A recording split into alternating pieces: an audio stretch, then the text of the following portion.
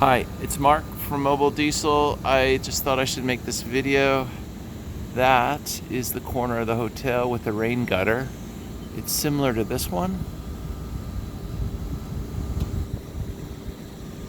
but it won't handle an aggressive amount of water during a rainstorm. When it's really raining hard, it'll flow off the corner. That's the design. And right at the bottom is the smokestack. It sits about 20, it's probably about 20 feet in the air of the generator.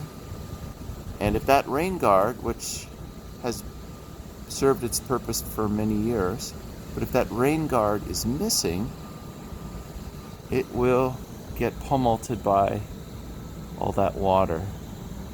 So I thought I should make this video to, I guess, explain the importance of the rain guard. Okay.